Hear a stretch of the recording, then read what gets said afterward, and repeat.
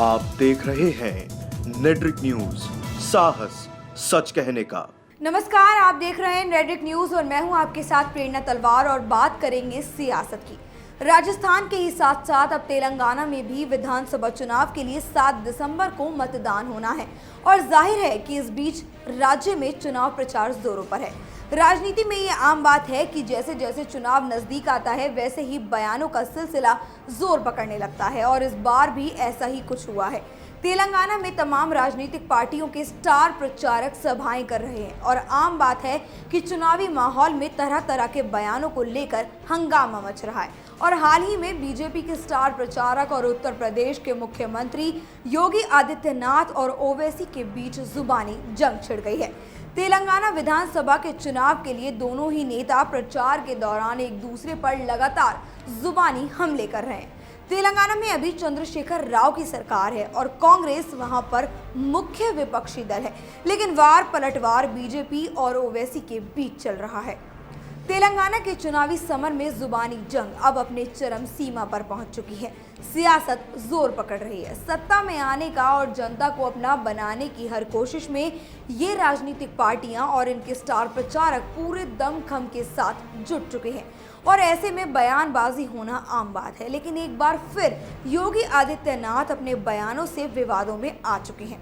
हैदराबाद में चुनावी रैली के दौरान यूपी के सीएम योगी आदित्यनाथ ने असदुद्दीन ओवैसी के ऊपर निशाना साधा तो ओवैसी भी शाम तक चुप नहीं बैठे। शाम होते होते योगी के वार का ओवैसी ने पलटवार कर दिखाया। हालांकि इस जंग की शुरुआत योगी ने ही की थी। दावा किया कि अगर तेलंगाना में बीजेपी की सरकार आई तो ओवैसी को भगा दिया जाएगा। योगी आदित्यनाथ ने अपने भाषण में कहा कि अगर बीजेपी सत्ता में आई तो ओवैसी को तेलंगाना छोड़कर भागना होगा, ठीक वैसे ही जैसे निजाम को हैदराबाद से बाहर जाना पड़ा था। योगी के इस बयान के बाद ओवैसी कहां चुप बैठने वाले थे। पलटवार करते हुए ओवैसी ने कहा कि ये मेरे अब्बा का मुल्क है और मुझे यहाँ से कोई नहीं निकाल सकता। ओवैसी ने योगी को करारा जवाब देते हुए रैली में ही जमकर सारी भड़ास निकाल डाली और योगी आदित्यनाथ से सवाल करते हुए पूछा कि ये मुल्क आपका है, मेरा नहीं है। उन्होंने कहा, क्या बीजेपी के खिलाफ बोलने, मोदी के खिलाफ बोलने, उसकी नीतियों की आलोचना करने, आरएसएस के खिलाफ बोलने और योगी पर बोलने से मुल्क से बाहर भगा दिया जाएगा? बात सिर्फ इतने पर खत्म नहीं हुई। योगी ने जिस तरह से तीखे शब्दों से जो जुबानी वार ओवैसी पर किया, उसके बाद कहां कोई चुप बैठने वाला था। ओवैसी ने रैली के दौरान ये भी कहा कि योगी ने जो भी कहा है वो सिर्फ और सिर्फ नरेंद्र मोदी की ही जुबान है, नरेंद्र मोदी की ही सोच है।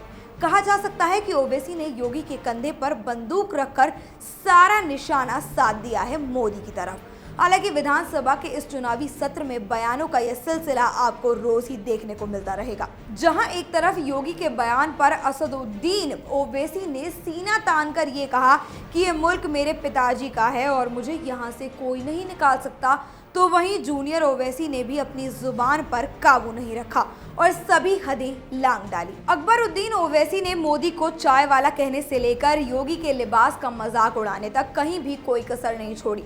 उल्टा योगी को संबोधित करते हुए जूनियर ओवैसी बोले कि तेरे जैसे 56 आए और चले गए और ओवैसी तो छोड़ो, ओवैसी की आने वाली 1000 नस्लें भी इसी मुल्क में रहेंगी। इस वार पलटवार के बीच अगला मुद्दा क्या होगा बताएंगे आपको। तब तक के लिए देखते रहिए नेट्रिक न्यूज। साथ ही साथ हमारे चैनल को सब्सक्राइब करना ना भूलें, बेल आइकन जरूर दबा दें ताकि कोई भी वीडियो आपसे मिस ना हो सके। शुक्रिया। हमारे साथ जुड़े रहने के लिए हमारे YouTube चैनल को सब्सक्राइब करें, साथ ही बेल आइकन को दबाएं। नेट्रिक न्यूज की खबरें सबसे पहले देखने के लिए।